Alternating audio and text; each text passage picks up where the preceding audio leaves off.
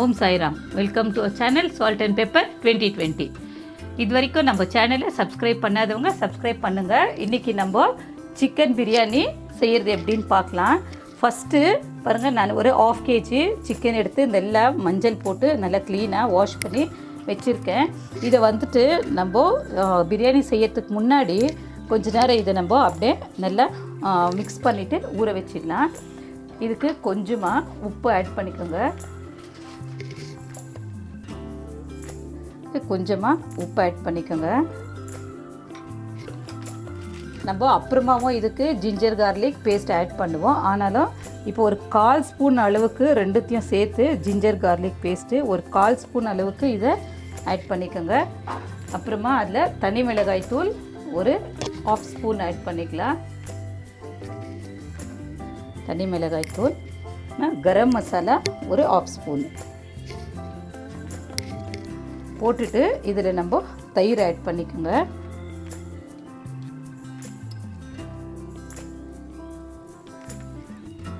தயிர் ஆட் பண்ணிவிட்டு இதை கொஞ்சம் நம்ம நல்லா மிக்ஸ் பண்ணி விட்டுடலாம்.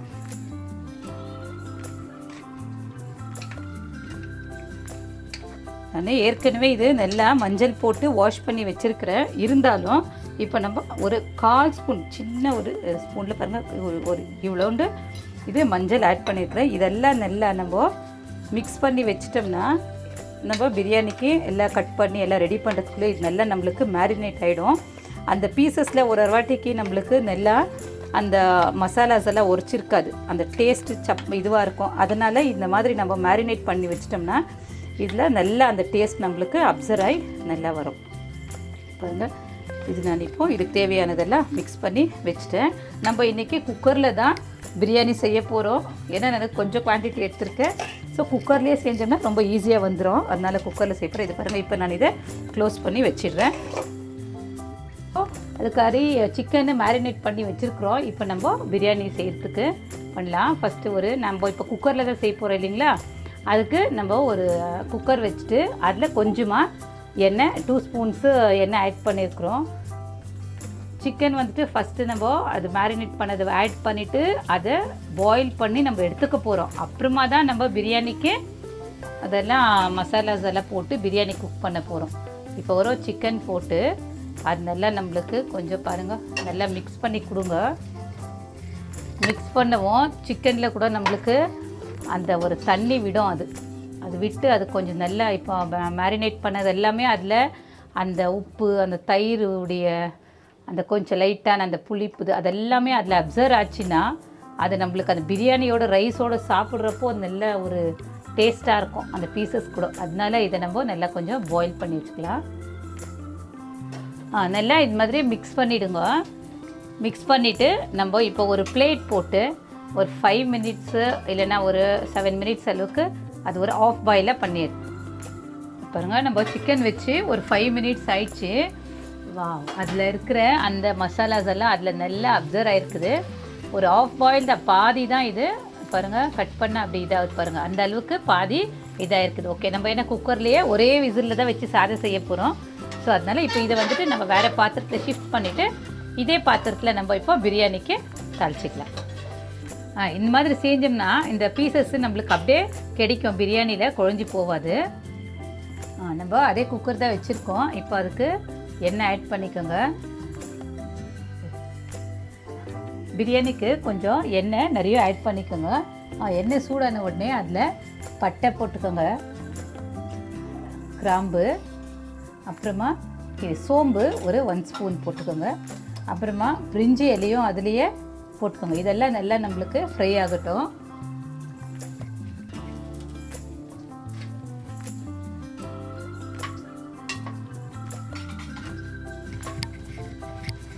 நல்லா ஃப்ரை ஆகணும். இது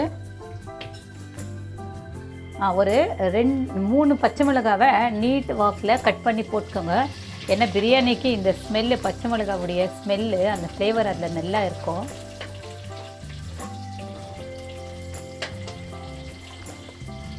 இப்போ ஆனியன்ஸ் ஆட் பண்ணிக்கலாம்.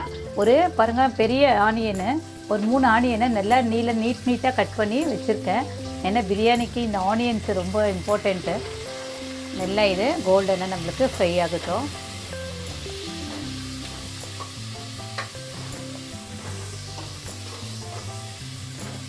நல்லா ஃப்ரை ஆக்கி வச்சிட்டோம்.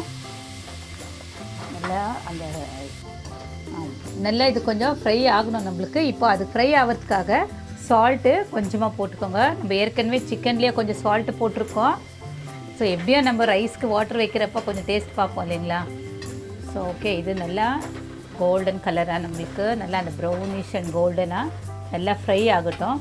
இப்போ நம்ம இதுக்கு ginger garlic paste 1 spoon ginger paste 1 spoon garlic paste add பண்ணுறோம் இதில்.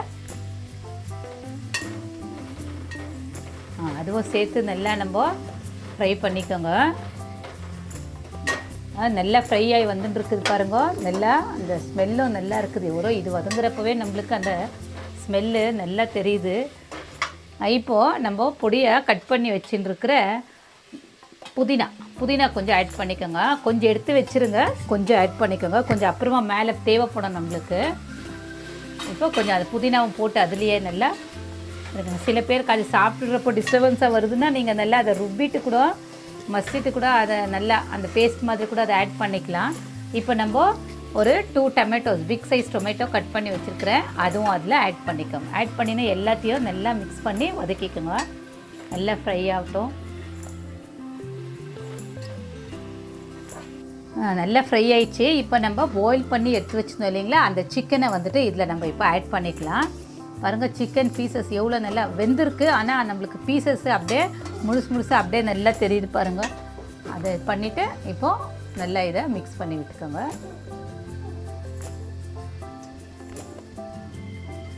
இப்போ பாருங்கள், இப்போ நம்ம இதெல்லாம் சிக்கன் அதில் ஆட் பண்ணிட்டோம் இல்லைங்களா. இப்போ வந்துட்டு இதுக்கு நம்ம ஒரு 1/2 கப்போ என்னவோ நீங்கள் 1/2 கப்பு தயிர் யூஸ் பண்ணிக்கோங்க. நம்ம அப்படி போடுறோம் பாருங்கள் எவ்வளோ போடுறோன்னு. இங்கே கொஞ்சம் இதில் ஃபேவரெட்டு பிரியாணி செய்கிறதுல ரொம்ப ஃபேவரெட்டுன்னு நினைக்கிறேன். அப்படியே ஈஸியாக அளக்காமையே அப்படியே தயிர் போட்டுக்கணும். பார்த்திங்களா, அது ஒரு 1/2 கப்பு தான் இருக்கும் பெரிய கப்பில். இப்போ இதை நீங்கள் மிக்ஸ் பண்ணிக்கோங்க.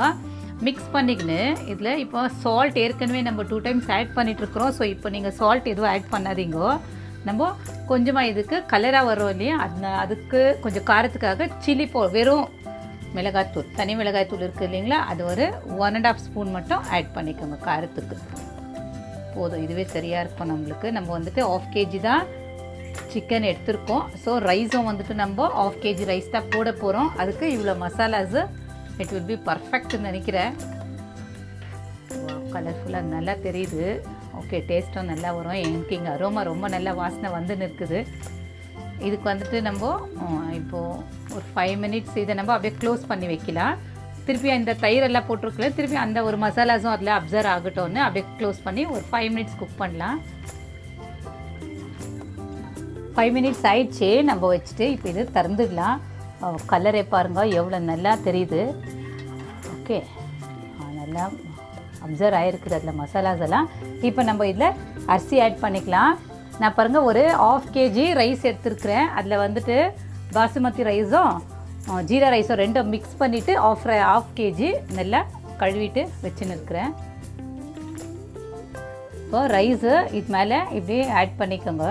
ஆட் பண்ணிவிட்டு நம்ம கழுவுறதுக்கு முன்னாடியே ரைஸ் நீங்கள் எதில் மெஷர் பண்ணிக்கிறீங்களோ அதில் பாருங்கள். இப்போ 1 கிளாஸு ரைஸ் வந்ததுன்னா நீங்கள் 2.5 கிளாஸு தண்ணி வச்சுக்கினா போதும். நீங்கள் கொஞ்சம் அதில் உப்பு காரம் எல்லாம் வேணால் டேஸ்ட்டுக்கு நீங்கள் பார்த்துக்கலாம். பாருங்கள், இப்படி லைட்டாக இப்படியே மிக்ஸ் பண்ணி கொடுத்துட்டு நீங்கள் பார்த்துக்கோங்க உப்பு காரம். இப்போது நம்ம இன்னும் கொஞ்சம் புதினா வச்சுட்டு இருக்கிறோம் இல்லைங்களா, அந்த புதினாவை இப்படி மேலே போட்டுக்கோங்க. மேலே போட்டுட்டு நம்ம லிட் போட்டுட்டு இப்போது க்ளோஸ் பண்ணிவிட்டு ஒரே ஒரு விசில் வந்த உடனே ஆஃப் பண்ணி எடுத்துடலாம். ஸோ ரொம்ப சூப்பராக வரும்னு எதிர்பார்க்கல. இருங்க, ஒரு விசில் வச்சுட்டோம், ஆயிடுச்சு. இப்போது